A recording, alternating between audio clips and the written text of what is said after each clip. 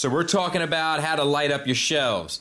Now I've done these, don't pay attention to too much of it because some of the lights are a little bogus. But you get the point. We're gonna do these. Joe's helping me, aka he paid attention when Kris taught us how to do it, and I hate paying attention. I hate paying admission. I hate paying PayPal fees, shipping fees. So I paid zero attention.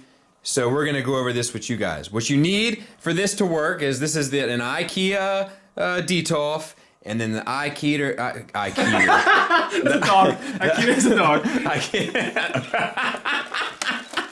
An Ikea Dioder. This is the number you need if you want to order it. Yes. The other thing you'll need are these light cord covers, or electrical cord covers rather. They come in long strips. You can get them at Home Depot. I think they're about $5 a pop or $6 a pop, something like that. Cut them to 14 3/4 approximately. It doesn't have to be dead on the money, but 14 3/4 is what you're aiming for.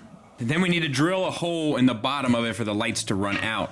We've been using a 5/16 bit. However, we found that it's not 100% big enough, but going too much bigger might be too big. So we've been going with 5/16 and then widening it slightly as needed. And we're gonna just pick one of the corners, one of the rear corners to drill in. Okay.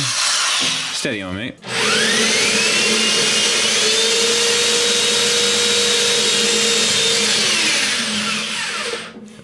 Is it possible you're in the feet?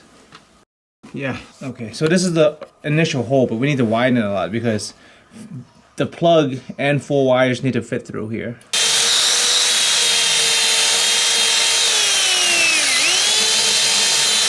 Because once there's more than 1 wire in there, it's hard to get another one of these plugs through.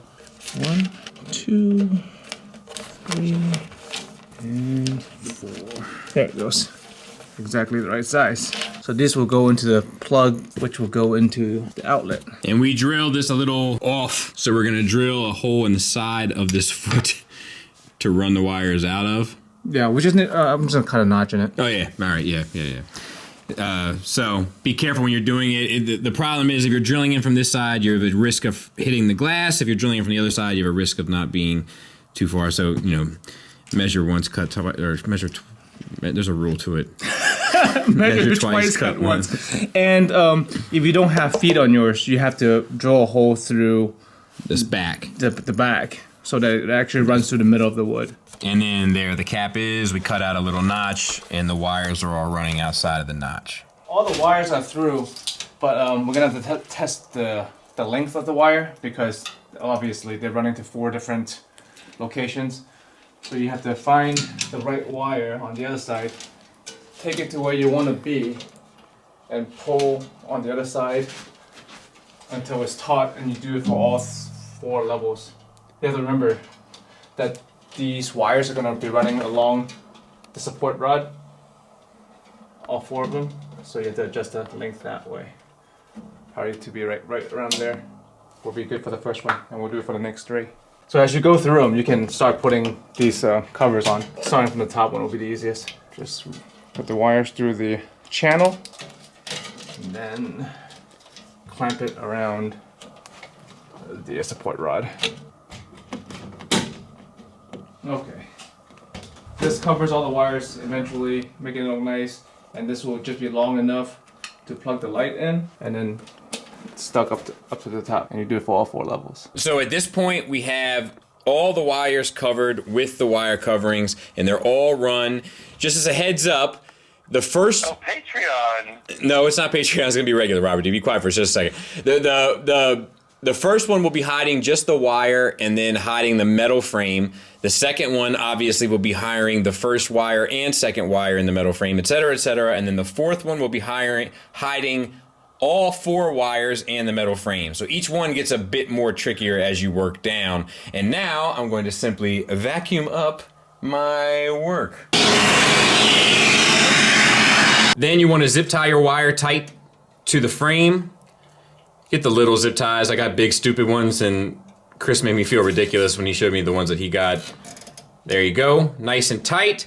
You want to do at least 2 of those, and then clip off your excess. You can even push your zip tie a little tighter with your snips. clip off the excess, and you're good to go. And you have, with these things, a ton of cords. So it comes in 2 sections. You have the 4 cords from the light that plug into this box. And if you're like me, you like nice, safe, secure society cords. So my advice is just bundle them up. You bought a pack of zip ties already, so just bundle them up, zip tie them together, keep a nice, tidy workspace, and anything that's electric, I don't know, I got the spooks about, you know, I just feel like, especially like this stuff is made in, what is it, Switzerland or Sweden or something? Yeah, Sweden. I'm like, man, what do you guys know about safety? I don't know if we're up to the same standard. And that may be very American of me, but it's how I feel. So that's one, and then I'll do the same with this cord that attaches to the box that connects those 4 points and then plugs into my surge protector.